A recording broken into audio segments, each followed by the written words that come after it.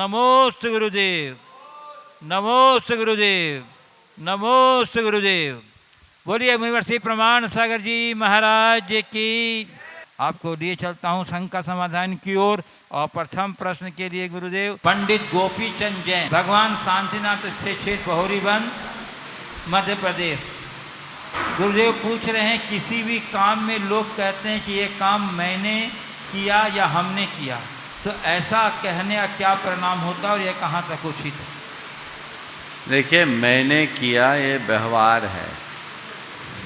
यथार्थतः हमें कर्तृत्व के अहंकार से बचना चाहिए। कोई भी कार्य जब संपन्न होता है, उस एक कार्य में अनेक कारण जुड़ते हैं, तब कार्य होता है। अनेक निमित्तों के मेल से ही कार्य की संपन्नता होती है। इसलिए हमेशा अपने आप को कर्तृत्व के बोझ से मुक्त रखने का प्रयत्न करना चाहिए। और भाषा का भी यदि प्रयोग करें तो मैं की जगह हम करें तो ज़्यादा अच्छा है। और अंदर से यही सोचना चाहिए कि मैं करता नहीं, मैं केवल निमित्त हूँ। गुरुदेव इलाहाबाद उत्तर प्रदेश से इंजीनियर महेश कुमार जैन कह रहे हैं कि क्या केवल धर्म शब्द का अपना स्वतंत्र अस्तित्व नहीं है, अथवा उसके आगे विशेषण लगाना जरूरी है, जैसे जैन धर्म, हिंदू धर्म, ईसाई धर्म, मुस्लिम धर्म, सिख धर्म। महाराज श्री, मैं जानना चाहता हूँ कि हजारों वर्ष पूर्व का इतिहास उठाकर देखते हैं तो उस समय तो इस तरह के विशेषण का प्रयोग नहीं होता था। गुरुदेव कृपया समाधान कीजिए। देखिए, धर्म तो धर्म है। धर्म अगर सच्चे अर्थों में देखा जाए तो धर्म तो वस्तु का स्वभाव है। धम्मो वस्तु स्वभाव। लेकिन ये जो विशेषण है उस धर्म को मानने वाले लोगों के द्वारा तय किए गए। जैन जिसको माने वो जैन धर्म, बौद्ध जिसको माने वो बौद्ध धर्म, ईसाई मुसलमान जिसको माने वो इस्लाम धर्म, ईसाई जिसको माने वो ईसाई धर्म, हिंदू जिसको माने वो हिंदू धर्म। लोगों ने अपने अपने तरीके से ये चीज़ें जोड़ी।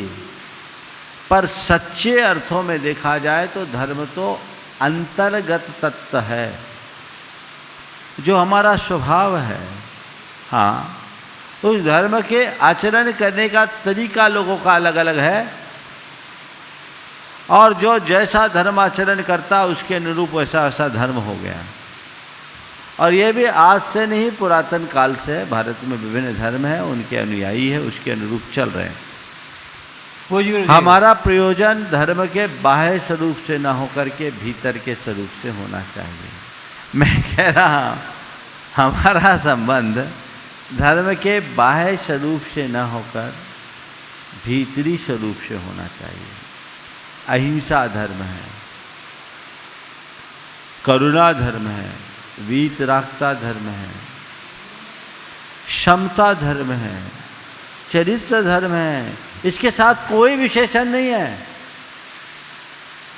ये मानने वालों का है।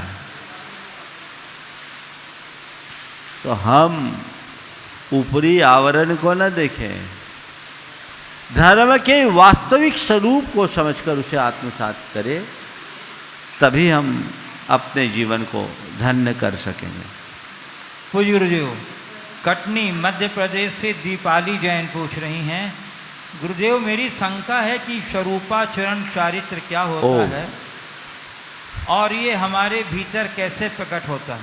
आज स्वरूपाचरण को लेकर बड़ी भ्रमपूर्वक स्थिति समाज में बनी हुई है, तो कृपया गुरुदेव इसके यथार्थ स्वरूप से परिचय कराएं। देखिए, स्वरूपाचरण चारित्र का जहाँ तक सवाल है,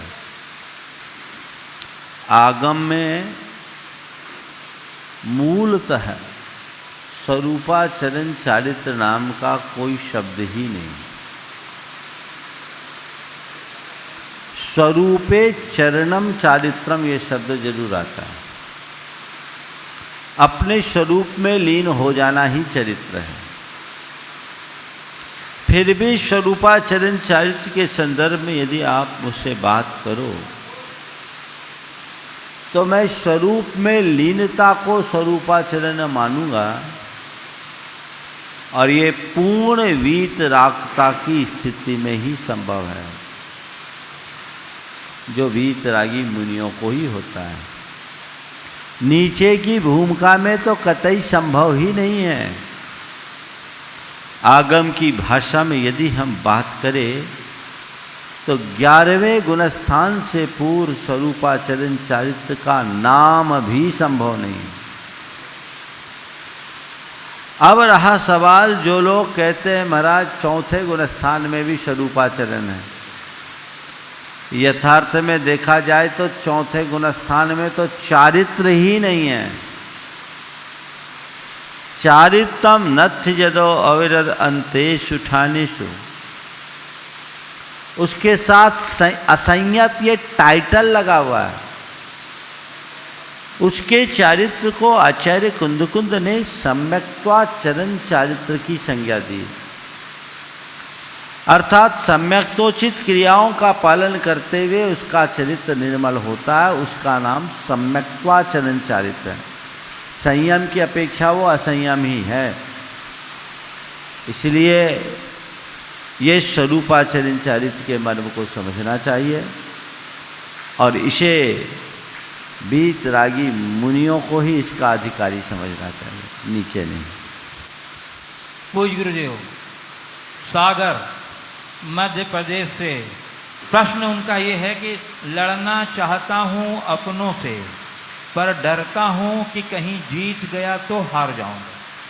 प्रश्न का दूसरा पार्ट है, तो हम ऐसा क्या करें कि लड़ाई जब अपनों से हो तो उनसे हार कर उनके दिल को जीत सकें, और लड़ाई जब सपनों से हो तो अपनी नींद को जीतकर अपनी कमजोरी को हराकर सपना साकार कर सकें। बहुत अच्छा। जब अपनों से लड़ाई हो तो जीतने में भी डर लगता है कि कहीं मैं हार न जाऊं। प्रश्न बहुत अच्छा पूछा है। ऐसा कैसे हो कि अपनों से लड़ाई हो तो मैं हार कर भी उनके दिल को जीत सकूं? बहुत अच्छी बात। सच्चे अर्थों में देखा जाए तो अपनों से लड़ाई होनी ही नहीं चाहिए, और यदि अपनों के प्रति प्रेम हो तो कदाचित लड़ाई में हार भी जाओ तो सामने वाले के दिल को जीत सकोगे। उसके लिए दो बातें अपनाने की जरूरत है, उदारता और सहनशीलता, सहिष्णुता। अगर हमारे मन में उदारता हो और सहिष्णुता का भाव हो, क्षमा करने का पराक्रम अपने भीतर हो, तो हम अपनों से कभी लड़ेंगे नहीं, और लड़ भी गए तो हार करके भी सामने वाले का दिल जीत सकते हैं। किसी की ये पंक्तियां इस संदर्भ में बहुत सार्थक है। क्या मिलेगा गर किसी को मार दोगे जान से, मार ना हो तुम किसी को मार दो एहसान से, जान से मारा कभी वापस आ सकता नहीं, और एहसान से मारा कभी फिर सिर उठा सकता नहीं। वहाँ अगर हम हार करके भी सामने वाले का दिल जीतते हैं तो ये बहुत बड़ी जीत है, और किसी का दिल तोड़कर हम जीत भी जाते हैं तो ये बहुत बड़ी पराजय है, हार है।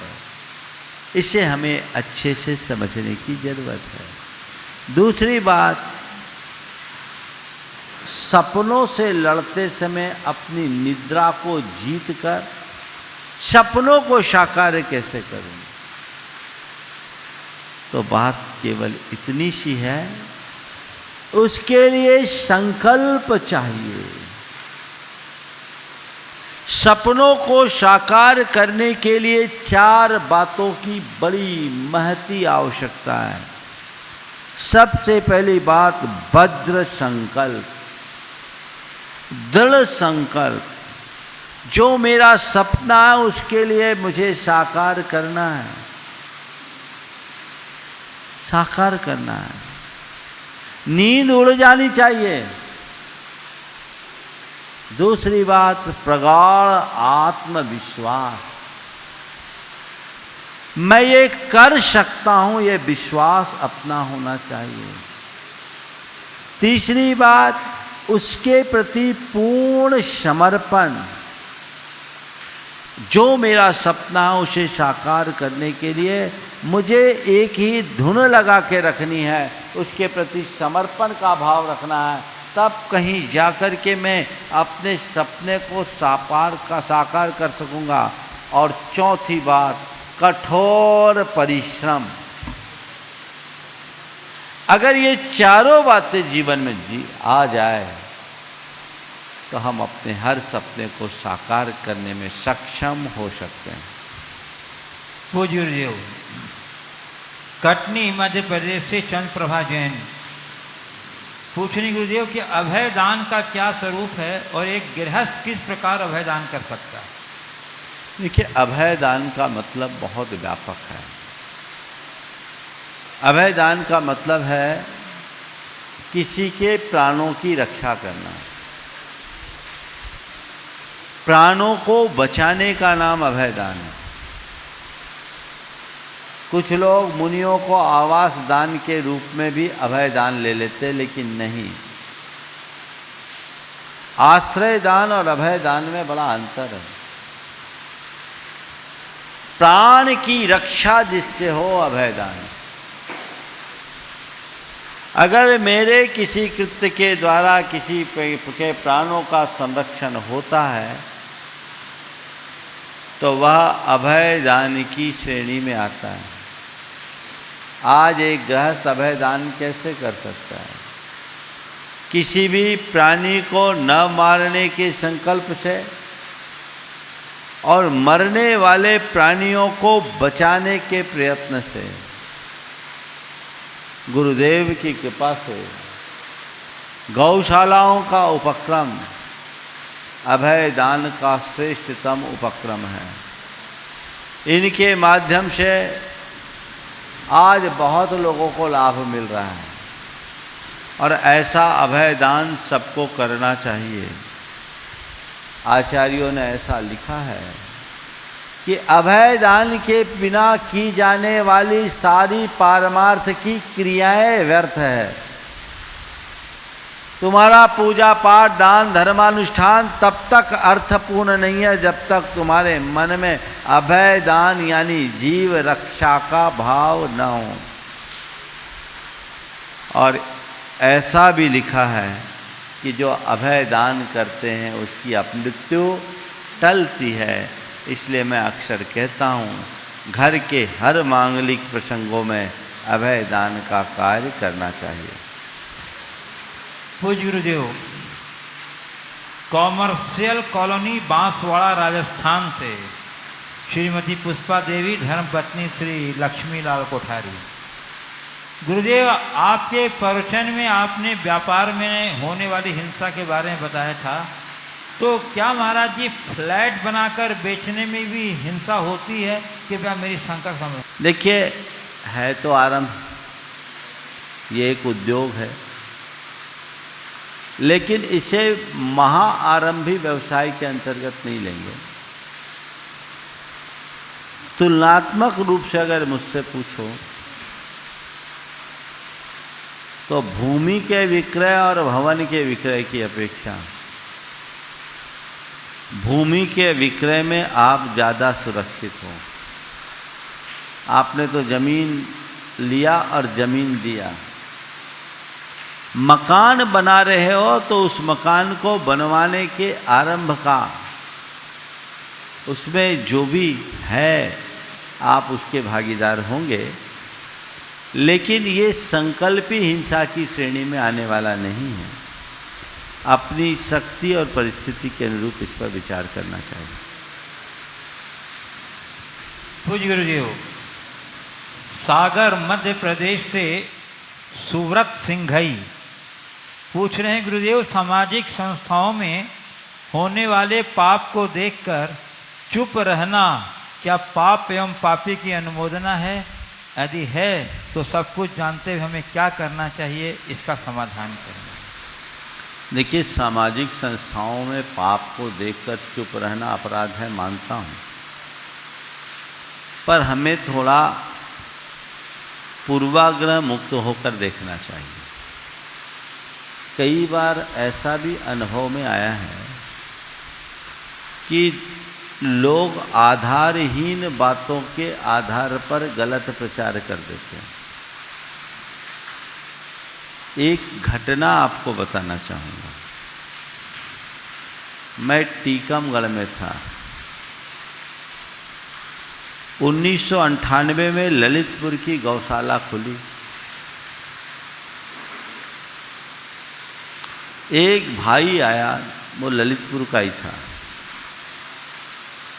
आकर मुझसे कहता, महाराज वहाँ गौशाला में तो करोड़ों को घोटालो है, करोड़ों का घोटाला है। क्योंकि गौशाला खोलने की प्रेरणा हमने ही दी थी और कार्यकर्ता निरंतर संपर्क में थे, इसलिए मैं उसकी एक एक बात से अवगत था। वहाँ के जो भी पदाधिकारी बड़े समर्पित और उदारता से उस गौशाला को संचालित कर रहे थे। संयोग था उस दिन उन लोगों को आना भी था, कमेटी के लोगों को मेरे पास सूचना थी, तो मैं उसे बातों में लगा के थोड़ी देर बिठाए रखा। इसी बीच कमेटी के लोग आ गए। मैंने ऐसे ही पूछा कि ये बताओ, 1998 से आज तक में गौशाला का टोटल ट्रांजैक्शन कितना हुआ? 2001 की बात है। उन्हें 84 लाख या 87 लाख बताया। कुल ट्रांजैक्शन कितना? 84 या 27 जो फिगर है, इतने लाख। बोला अच्छा। जानवर कितने? बोले अभी 2200 है। बोले इसमें क्या किया? बोले इतने जानवरों का भरण पोषण, हमने इतने शेड बनाया और इसमें 27 एकड़ ज़मीन खरीदी, वो पैसा भी। हमने उस महाशय से बोला, भैया तुम कह रहे करोड़ों का घोटाला हो गया, और ये बोला कि महाराज 10 लाख रुपया ओवरड्राफ्ट है कोषाध्यक्ष का, ओवरड्यू है। भूसा के लिए पैसे की कमी थी तो कोषाध्यक्ष ने अपने जेब से दे दिया, जब आएगा तब देखेंगे। हम बोले तुमने कह तो दिया कि करोड़ों का घोटाला है और ट्रांजैक्शन 84 लाख रुपया का है और 3 साल से गौशाला चल रही है, इतने गोवंश पल रहे हैं, इतना निर्माण हुआ है, इतनी जमीन खरीदी, क्या हवा में हो गया? अब उसकी चेहरे पर हवाइयाँ उड़ने लगी। हम बोले तुमने कह कैसे दिया? हम बोले हमने सुना है। हम बोले सुनी सुनाई बातों पर कभी भरोसा नहीं करना। मैंने अनुभव किया है, सब तरफ कतिपय लोग सामाजिक संस्थाओं में कार्यरत लोगों के प्रति नकारात्मक दृष्टि रखते हैं और नकारात्मकता फैलाते हैं। इससे बड़ी हानि है। कार्यकर्ताओं का मनोबल टूटता है, जो अपना समय, शक्ति और संसाधन लगा करके समाज का कार्य करने के लिए जुटता है। उसके लिए प्रशंसा मिलने की जगह जब आरोपित किया जाता है तो अंदर से टूट जाता है। ये बातें ठीक नहीं हैं। तो पहली बात, अगर किसी सामाजिक संस्था में ऐसी कोई बात है जिसे आप पाप कह रहे हो, तो पूर्ण पड़ताल करो, तब मुंह खोलना। आधारहीन बातों को मत देखो। फिर दूसरी बात, यदि कोई करता भी है तो एक सिद्धांत रखो, जो करेगा सो भरेगा। प्राय सामाजिक संस्थाओं में वित्तीय अनियमितता की ही बात आती है। और लोग इस तरह के आरोप गढ़ते रहते हैं। मेरी राय में ये सब चीज़ें ठीक नहीं है। हाँ, यदि कहीं घोर अनियमितता और अव्यवस्था है तो उसका सार्वजनिक रूप से बहस का विषय बनाने की जगह, चर्चा का विषय बनाने की जगह उसका निदान देखना चाहिए और ऐसे लोगों से जिनसे कि संस्था का हित बाधित होता है, समाज को मुक्त कराने का प्रयत्न करना चाहिए और सुयोग्य लोगों के कंधों पर जिम्मेदारी देनी चाहिए, जिससे कि उसके उद्देश्य की पूर्ति हो सके। सागर भाग्योदय से शिल्पी अमरदीप जैन कह रही, गुरुदेव हम अपने दोस्तों में या परिवार में किसी सदस्य के लिए निस्वार्थ भाव से उसका काम या मदद करते हैं या सोचकर कि कहीं उसे बुरा न लग जाए, पर जब हमें किसी की मदद की ज़रूरत होती है और उस समय उससे अपेक्षा रखते हैं कि वह भी हमारी मदद करे, तो वह रिस्पॉन्स हमें नहीं मिलता तो हम दुखी हो जाते हैं। ऐसी स्थिति में गुरुदेव क्या हमें अपेक्षा रखना छोड़ देनी चाहिए और क्या यह गृहस्थ एवं सामाजिक जीवन में व्यवहारिक है? देखिए, सबसे पहली बात तो यह है कि यदि हम समर्थ हैं तो हमें औरों की अपेक्षा की पूर्ति करने का पूर्ण प्रयास करना चाहिए। ज़रूरत पड़ने पर सामने वालों के काम आना चाहिए, लेकिन एहसान दे के भूल जाना चाहिए, उसे याद नहीं रखना चाहिए। आपने कर्तव्य किया, भुला दिया, और हमारे लिए कभी कोई ज़रूरत पड़े,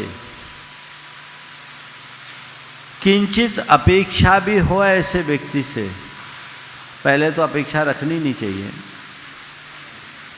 और यदि अपेक्षा हो कि वो मेरे बुरे वक्त पर या मेरी ज़रूरत पर काम आए और सामने वाला काम ना आए, तो अपने आप को उपेक्षित महसूस ना करें। ठीक है, मैंने अपना काम किया, उसको अपना काम करना था, करा, नहीं किया, मैंने इसलिए नहीं किया था कि वो भी मेरे ज़रूरत के काम आए। उसकी वो जाने, मेरी मैं जानूं। यदि ऐसी सोच रखेंगे तो मन कभी दुखी नहीं होगा और अपेक्षाओं से भरकर आप सेवा सहयोग करेंगे तो जब कभी अपेक्षा की पूर्ति नहीं होगी, आप अपने आप को घोर उपेक्षित और दुखी महसूस करेंगे। पूज्य ग्वालियर मध्य प्रदेश से श्री प्रद्युम्न जैन कह रहे हैं, गुरुदेव आत्मविश्लेषण कैसे किया जाना चाहिए? क्या इसके लिए अतीत में जाना चाहिए या उसके लिए या कल से आज तक हमने खुद में क्या क्या परिवर्तन किया ये देखना चाहिए? कृपया इस पर समाधान दें। देखिए, आत्मविश्लेषण के कई तरीके हैं। एक अंतर्विश्लेषण है, एक आत्मविश्लेषण। अगर हम अपने वर्तमान जीवन को, व्यवहारिक जीवन को निर्मल बनाना चाहते हैं तो हमें अपने अतीत के किए गए अच्छे बुरे कृत्यों का ठीक तरीके से आकलन करके समीक्षा करनी चाहिए और अपने मन में अंकित करना चाहिए कि मैंने क्या गलत किया, क्या सही किया। जो गलत किया उसके प्रति सावधान हो जाना चाहिए कि ये कार्य भविष्य में मैं नहीं करूँगा। अच्छा किया वो करें। जैसे एक उदाहरण देता हूँ, सुबह से शाम तक के विचारों का आप रिकॉल कीजिए और देखिए, सुबह सुबह आपने अपने बेटे को डांट दिया, आपके सामने विचार आ रहा है, वो दृश्य आ रहा है। बेटे को मैंने डांटा, बेटे ने थोड़ी सी बात की थी पर मैंने उसकी बात को आधी अधूरी सुना और डांट दिया। बेटा अपना सा मुंह लेकर रह गया, उसे बहुत तकलीफ हुई होगी। वाकई में उसकी कोई गलती नहीं थी, मैंने उसे डांटा। मेरा ये डांटना गलत है, मुझे नहीं डांटना चाहिए था। मैं आगे इसका ध्यान रखूंगा और अभी मिल जाए, जाके उससे क्षमा मांगूंगा कि बेटे तुझे सुबह मैंने डांट दिया, मेरी गलती थी, मैंने भावावेश में तुमसे कह दिया था, क्षमा करना, तुम सही थे। ये एक आकलन का तरीका है। अगर इस तरीके का अंतर विश्लेषण व्यक्ति करता है तो उसके अंतस्करण की शुद्धि होती है और जीवन में बहुत बड़ा बदलाव आता है, व्यवहार बदलता है। अच्छाई का मैं अनुकरण करूंगा और बुराइयों की पुनरावृत्ति नहीं होने दूंगा। ये एक विश्लेषण है, सेल्फ एनालिसिस। और अगर दूसरी तरफ जाएं और गहरे में, तो अपने आत्मा के स्वरूप के अनुचिंतन का नाम भी आत्मविश्लेषण है। मैं कौन हूँ, मेरा क्या है, मैं क्या कर रहा हूँ, मुझे क्या करना चाहिए, इन सब बातों का विचार एक प्रकार से आत्मा का अंतर विश्लेषण है। ये आत्मा मंथन है। इससे हमारे जीवन का रास्ता प्रशस्त होता है और हम अपने जीवन को एक नई ऊंचाई देने में समर्थ होते हैं। पूज्य गुरुदेव, जयपुर राजस्थान से श्री कांति कुमार बाकीवाला कह रहे हैं गुरुदेव कि जिन प्रतिमाओं में 3 चीज़ों की ओर मेरा ध्यान गया। पहला ये कि प्रतिमा जी के कान काफ़ी बड़े होते हैं। दूसरा, हाथों में मसल्स नहीं दिखाए जाते। और तीसरा, प्रतिमा जी के सीने पर फूल जैसा आकार दिया जाता है। ये तीनों किस बातों के सूचक हैं? महाराज जी, मैंने कुछ ही प्रतिमाओं के मुख पर प्रसन्नता के भाव देखे हैं, जैसे बड़े बाबा की जो बोलती हुई है। बाकी ज़्यादातर के प्रतिमाओं में मुख निर्विकार है। इसके पीछे क्या भावनाएं हैं? और गुरुवर, मैं यह भी जानना चाहता हूं कि 24 तीर्थंकरों के अलग अलग जो चिन्ह हैं वो किस बात के द्योतक हैं? देखिए, बहुत अच्छा सवाल। सबसे पहला सवाल तीर्थंकर भगवंतों की कान मूर्ति को लेकर है, प्रतिमा के कान के लंबे होने का। सभी तीर्थंकर लंब कर्ण होते हैं। कान का लंबा होना दीर्घायुष्कता और बुद्धिमत्ता का प्रतीक होता है।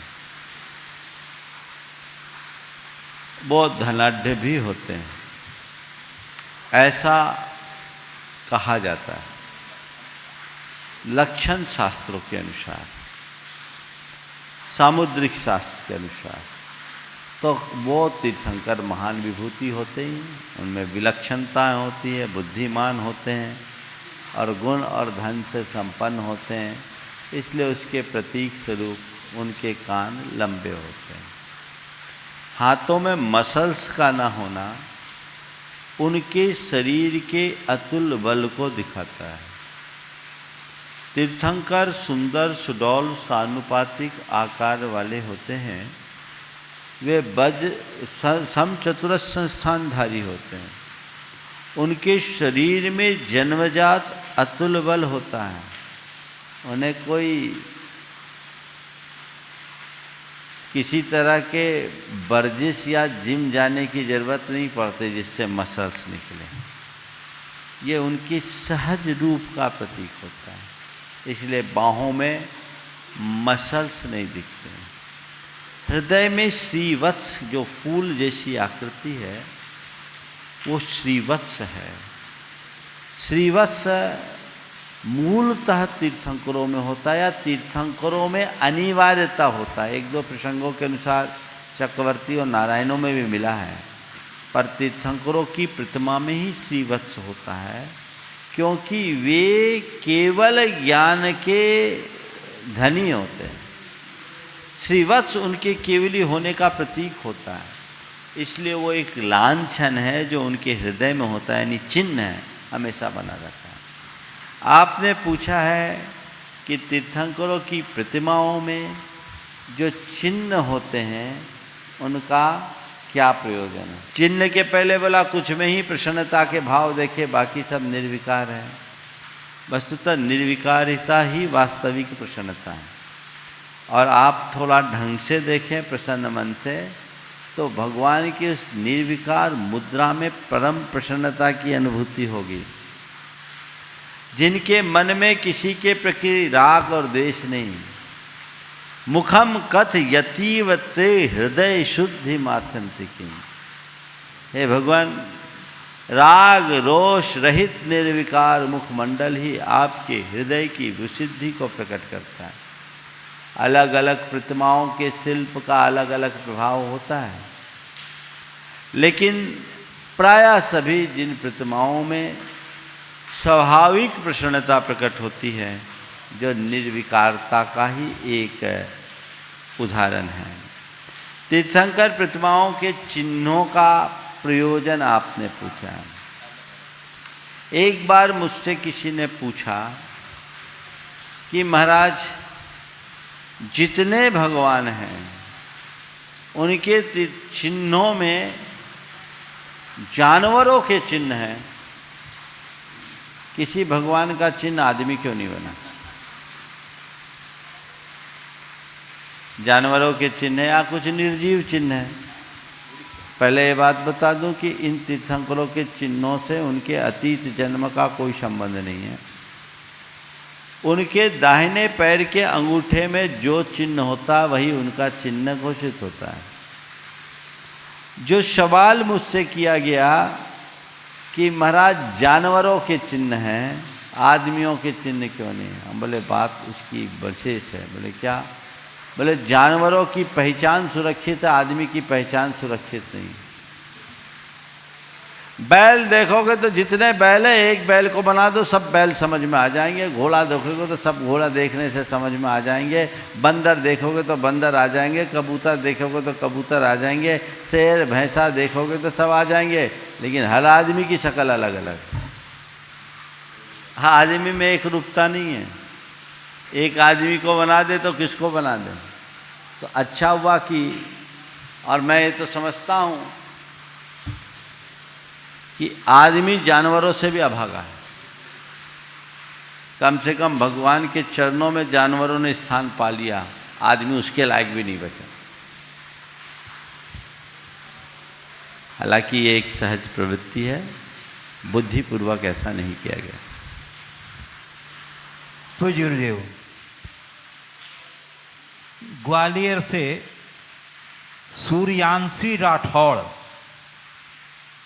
कह रही हैं गुरुदेव कि मेरा नाम सूर्यांशी राठौड़ है और मैं ग्वालियर से हूँ। महाराज जी, मैं 11th क्लास की स्टूडेंट हूँ। महाराज जी, मेरा क्वेश्चन है कि हम अपनी स्टडीज़ के साथ अपनी पर्सनैलिटी को कैसे डेवलप और मेंटेन करें, जिससे हम अपने गोल को अचीव कर पाएँ। कृपया समाधान करें गुरुदेव। स्टडी के साथ अपने पर्सनालिटी को कैसे मेंटेन करें कि हम अपने गोल को अचीव कर सकें। देखिए, सबसे पहली बात, इनके प्रश्न के माध्यम से मैं उन सब बच्चों को एक संदेश देना चाहता हूं जो पढ़ाई कर रहे हैं और अपने लक्ष्य को पाना चाहते हैं।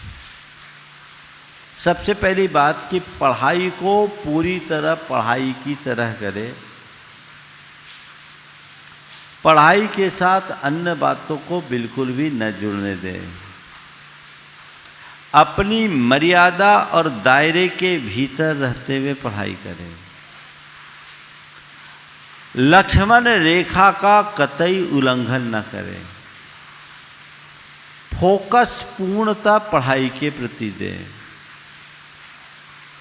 और दूसरा पक्ष है जो अपनी पर्सनालिटी को डेवलप करने की, तो अपनी सोच को सकारात्मक बनाने की कोशिश करें। आत्मविश्वास दिनों दिन निखरने दे। सेल्फ कंट्रोल को डेवलप करे, आत्मनियंत्रण हो, संयम हो और लगनशील बन करके अपना काम करे। आत्मविश्वास, सकारात्मक सोच, आत्मसंयम और लगन मनुष्य के व्यक्तित्व में निखार लाते हैं, इससे व्यवहार सुधरता है, यही आपके गोल तक आपको पहुंचाएगा। अगर किसी की सोच नकारात्मक है तो कभी प्रगति नहीं कर सकता, किसी के अंदर आत्मविश्वास की कमी है तो वो आगे नहीं बढ़ सकता, और जिसके पास आत्मनियंत्रण नहीं है, जो भावनाओं पर अंकुश रखने में सक्षम नहीं है, बात बात में भड़क जाने वाला या उबल जाने वाला है, या छोटी छोटी बातों से प्रभावित होने वाला है, वो व्यक्ति अपने जीवन में सफलीभूत नहीं हो सकता। और जिसके अंदर लगन नहीं है, इच्छा शक्ति नहीं है, वो अपने जीवन में सफलीभूत नहीं हो सकता। इन चारों बातों को आत्मसात कीजिए, जीवन को एक नई ऊंचाई दे सकेंगे। पूज्य गुरुदेव, सागर से सृष्टि जैन कह रही, गुरुदेव मेरे गांव में ऐसी मान्यता है कि हुतीती नाम का एक पक्षी, क्या हुतीती, हाँ, हुतीती नाम का एक पक्षी जिसके घर के यहाँ 2-3 दिन बोलता है, उसके यहाँ कुछ अनहोनी घटित हो जाती। और गुरुदेव हमारे साथ ऐसा हुआ, तो क्या पक्षी को पहले से आभास हो जाता है या फिर वो हमें संकेत देना चाहता है, और क्या हम किसी ऐसी घटना को रोक सकते हैं? देखिए, पक्षी को आभास होता है या नहीं होता मुझे नहीं मालूम, पर पक्षियों के साथ ऐसी मान्यता है। कुछ अर्थों में ऐसा दिखता है कि पक्षी के ज्ञान में हमसे ज़्यादा क्षमता होती है, शायद उन्हें पूर्वाभास हो जाता है। एक किस्सा सुनाता हूँ। एक गांव में एक संत पहुँचे और उनके एक भक्त ने उनकी खूब सेवा की, तो प्रसन्न होकर उन्होंने उसे पशु पक्षियों की भाषा सिखा दी। और वो पक्षी की भाषा सीख करके बड़ा प्रसन्न हुआ। एक रोज वो देखता है कि उसके घर के सामने के पेड़ पर बैठी 2 मैना आपस में बातें कर रही हैं कि इसका जो घोड़ा है वो 2 दिन में मर जाएगा, 2 दिन बाद मर जाएगा। उसने सुना भैया 2 दिन बाद घोड़ा मर जाएगा तो बड़ा गड़बड़ हो जाएगा। सीधे बाजार में गया, औने पौने में घोड़ा बेच दिया, रकम खड़ी हो गई। फिर पता किया 2 रोज बाद घोड़ा मर गया। बड़ा खुश हुआ कि ये विद्या मेरे लिए बड़ी काम की है। हफ्ता भर बाद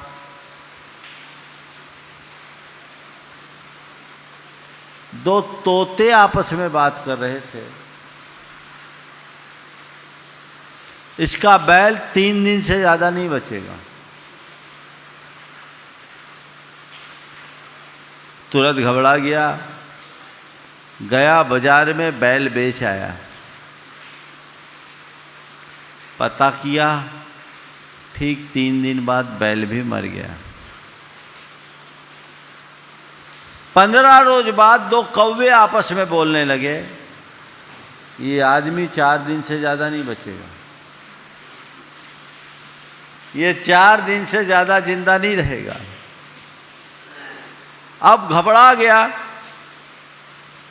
गुरु के पास पहुंचा, गुरुदेव बड़ा गड़बड़ हो गया। बोले क्या हुआ? बोले वो कौवे बोल रहे थे कि हम 4 दिन से ज़्यादा नहीं बचे। बोले पक्षी तो ऐसे ही बोलते रहते, बोलने से क्या? नहीं गुरुदेव, मैना बोली सच निकला, तोता बोले सच निकला, अब कौवा बोला ये भी सच ना निकल जाए। तो बोले जब मैना बोली तोता बोले तब तो तू नहीं आया, उस समय क्या किया था? बोले मैंने जाकर के बाजार में घोड़ा बेच दिया, बैल बेच दिया। बोले जो काम उसके समय किया वो अपने समय कर ले, वो क्या करेगा? खैर ये बात तो एक कहने की है, लेकिन इस तरह के विश्वासों में नहीं पड़ना चाहिए। ये एक संयोग है, और यदि ऐसी अनहोनी होती है तो सावधान हो जाओ। हमने बचपन में सुना कि एक ऐसे ही पक्षी के बारे में कहा जाता था कि वो किसी का नाम सुन ले और बार बार बार बार उसका नाम दोहराने लगे तो आदमी 36 घंटे में मर जाता है।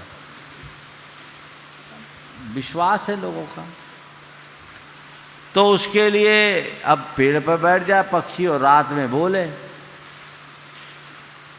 तो उसके लिए वो बोलना शुरू करे तो लोग मटका पटका करते थे जोर से, और मटका फूट गया, मटका फूट गया, मटका फूट गया आवाज़ करते जोर से। तो कहते वो पक्षी मटका फूट गया, मटका फूट गया, मटका फूट गया अलापने लगते। पता नहीं इन सब बातों में क्या सत्यता है, लेकिन मेरा कहना है इस प्रकार के विकल्पों में नहीं जीना चाहिए। पक्षी को अपना काम करने दीजिए, आप अपना कीजिए। यदि कोई पूर्व संकेत मिल रहा है सावधान हो जाइए। पूज्य गुरुदेव, कटनी से डॉक्टर विनय विनीता जैन पूछ रहे हैं, गुरुदेव मेरी जिज्ञासा यह है कि भगवान राम को वनवास क्यों जाना पड़ा? उनका कर्मोदय था या फिर संसारी जीवों को बताने के लिए कि कर्म बंध के फल से जब भगवान होने वाले जीव नहीं बच सकते हैं तो हम सब तो बड़े तुच्छ जीव हैं? तो गुरुदेव कृपया समाधान करें। बहुत अच्छा सवाल किया है विनय जी ने। ये बात सही है कि श्री राम वन गए, पर उनके वन गमन के कारणों की चर्चा हमारे शास्त्रों में देखने को नहीं मिलती। किस कर्म के उदय से गए?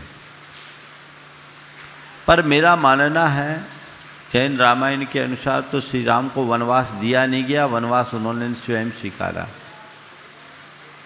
और ये एक इस बात का प्रतीक है कि जीवन का उत्थान तभी होता है जब हम मुश्किलों और संकटों का सामना करते हैं, चुनौतियों और संघर्ष के रास्ते को अपनाते हैं। उनका वनगमन इस बात को दर्शाता है। श्री राम वन नहीं गए होते तो राम नहीं बनते, वो अयोध्या के राजा बन जाते, जन जन के हृदय में नहीं विराज पाते। तो ये एक संदेश है, संकेत है। हाँ, तीर्थंकरों ने तपस्या के लिए वन की ओर गए और ये इन्होंने गृहस्थ अवस्था में रहते हुए एक राजा होने के बाद भी तपस्वी का रहना धारण किया। ये इस बात का द्योतक है कि जीवन के उतार चढ़ाव में हमें ठहराव रखना चाहिए और मर्यादा का दृढ़ता से पालन करना चाहिए। माता पिता के प्रति विनय और भक्ति भी किस भांति रखा जा सकता है, ये चरित्र हमें संदेश देता है। पूज्य गुरुदेव, कोलकाता वेस्ट बंगाल से वर्षिका जैन पूछ रही हैं, गुरुदेव स्तोत्र और स्तुति में क्या अंतर होता है और स्तोत्र पाठ में विशुद्धि अधिक है या स्तुति पाठ में? स्तुति का मतलब क्या है? स्तवन, गुणगान। किसी एक तीर्थंकर के गुणों के बारे में अगर हम कुछ बोलते हैं तो वो उनकी स्तुति है, और वही स्तुति जब बृहद रूप ले लेती है तो स्तोत्र बन जाता है। स्तुति और स्तोत्र छोटे लघु रूप में स्तुति है और बृहद रूप में स्तोत्र है। दोनों एक दूसरे के पूरक हैं। स्तुति में कुछ ही छंद होते हैं, स्तोत्र में बृहद छंद होते हैं। उनमें हमारा उनके प्रति विशेष गुणानुवाद होता है। आपने पूछा विशुद्धि किस में अधिक? स्तुति की तुलना में स्तोत्र में विशुद्धि अधिक है। पूज्य गुरुदेव, बंडा सागर से अक्षय जैन लालू पूछ रहे हैं, गुरुदेव जैन धर्म के अनुसार तिथि का परिवर्तन आधुनिक समय के अनुसार कितने बजे होता है? जैसे दिन का परिवर्तन रात को 12 बजे होता है। कृपया शंका का समाधान। देखिए, तिथियों का परिवर्तन सूर्योदय के काल से है। हालांकि तिथि का मान सामान्य रूप से हमारे यहाँ सूर्योदय के काल से वार का परिवर्तन मानते हैं, और हर तिथियों की अपनी गणना होती है। कौन सी तिथि किस घटी किस पल के साथ होती है उसके अनुरूप होता है। तो तिथि तो कई बार ऐसा होता है कि सुबह कोई तिथि हो, शाम को कोई तिथि हो, एक ही दिन में हो। तो ये अलग अलग गणनाओं के अनुसार होता है। कई बार तिथियों का क्षय भी हो जाता है। पर जैन परंपरा के अनुसार कौन सी तिथि को पूरे दिन मान्य करते हैं? व्रत उपवास करने के लिए ऐसा कहा गया कि जो उदयकालिक 6 घटी है, यानी सूर्योदय के बाद से 6 घटी तक जो तिथि है, उस तिथि को उस दिन की संपूर्ण तिथि मानकर हम लोग व्रत उपवास करते हैं। ये व्रत उपवास की दृष्टि से है। बाकी अन्य गणनाओं की दृष्टि से जब तिथि का परिवर्तन हो गया, उसको उसी अनुरूप देखना चाहिए। पूज्य गुरुदेव, बड़गांव मध्य प्रदेश से राजेंद्र जैन पत्रकार विक्की जैन कह रहे हैं, गुरुदेव शंका समाधान में आपने जैन एवं जैनेतर मतों के बारे में बताया, जो बहुत अच्छी लगी। गुरुदेव, मेरा इससे संबंधित एक प्रश्न है कि हम सभी अन्य जैन मत सामाजिक लोग साथ रहते हैं।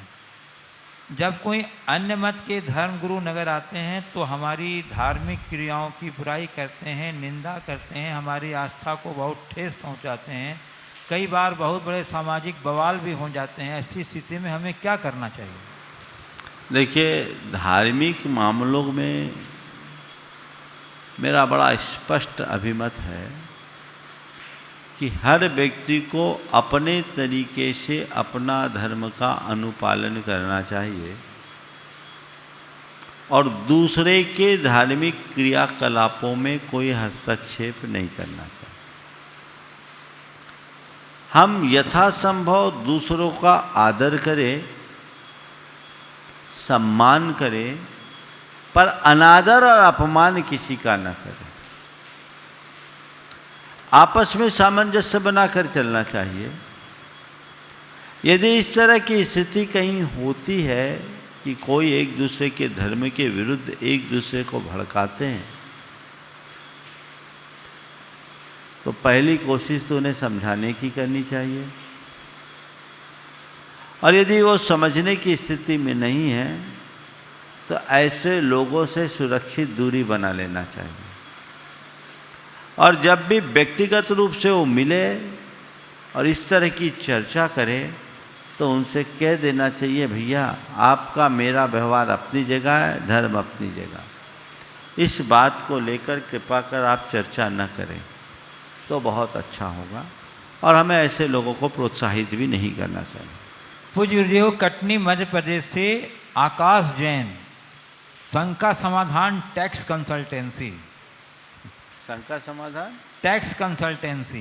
गुरुदेव, इनका प्रश्न है कि आजकल तरह तरह के तनावों के कारण लोग आत्मदाह कर लेते हैं। तो गुरुदेव, क्या सिर्फ मनुष्य ही आत्महत्या करता है या ऐसी परिस्थिति पशुओं के साथ भी होती है, अर्थात पशु भी आत्महत्या करते हैं क्या? देखिए, पशुओं के आत्महत्या का प्रकरण वैसे तो नहीं मिला, लेकिन एक घटना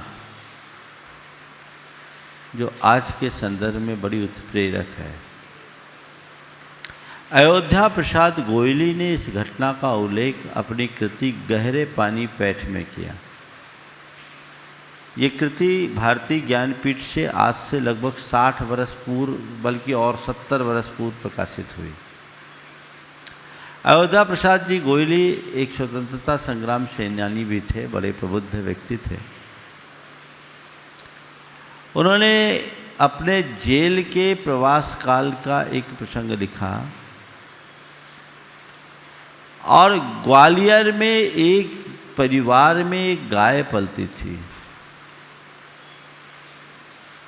उस गाय ने 5-6 बार प्रसव करने के उपरांत वो गाभिन नहीं हुई। घर के लोग उसे गर्भवती बनाने का प्रयास कर रहे थे।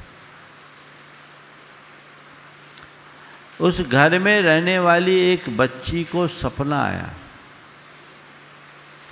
सपने में गाय ने कहा कि मैं ब्रह्मचर्य बतले रखी हूं, मुझे गर्भवती बनाने का प्रयास न किया जाए, अन्यथा मैं कुएं में छलांग लगा कर के मर जाऊंगी। बच्ची ने घर के लोगों को ये घटना बताई। घर के लोगों ने उसे हंसी में टाल दिया। गाय और ब्रह्मचर्य ये क्या है? पुनः उस गाय को वापस सांड के पास लाया गया। गाय रस्सी छुटाकर एकदम तीर की तरह भागी और घर के आंगन के कुएं में छलांग लगाकर अपनी जान दे दी। ये सील की रक्षा के लिए अपना आत्मोत्सर्ग। गोयली जी ने लिखा कि उसके अंतिम युगल बछड़े थे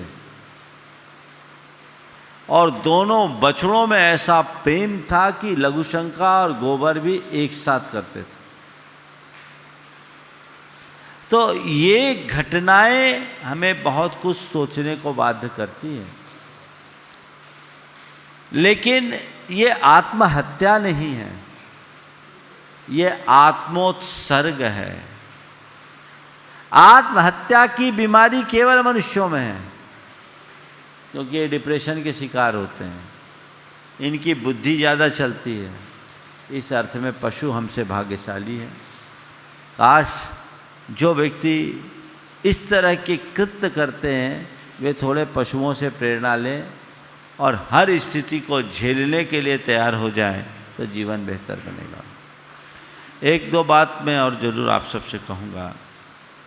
वर्तमान में अनलॉक हो गया है, अनलॉक हो गया, मंदिर आदि बहुत खुल गए, मंदिरों में पूजा पाठ करने वालों की बहुत भीड़ हो रही है, लेकिन अभी बहुत सावधानी की ज़रूरत है। कहीं ऐसा ना हो कि ये एक बहुत बड़े संक्रमण का खतरा बन जाए। अभी कुछ स्थानों से ऐसे संकेत आए हैं, मैं स्थानों का नाम नहीं ले रहा हूँ, जहाँ मंदिर में अभिषेक पूजन करने वालों में ये संक्रमण हुआ है।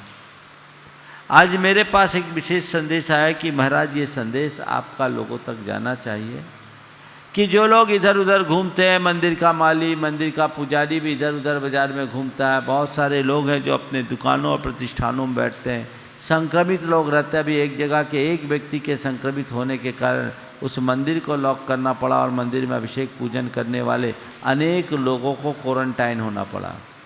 वो व्यक्ति संक्रमित था, फिर भी अभिषेक आदि कर रहा था। इसलिए इसमें सावधानी रखना चाहिए।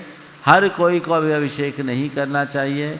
जो हमारे व्रती जन हैं, जो मंदिर और घर के अलावा अन्यत्र नहीं जानते, उनको अभिषेक करने का अवसर देना चाहिए। बाकी लोगों को अभिषेक देखना चाहिए।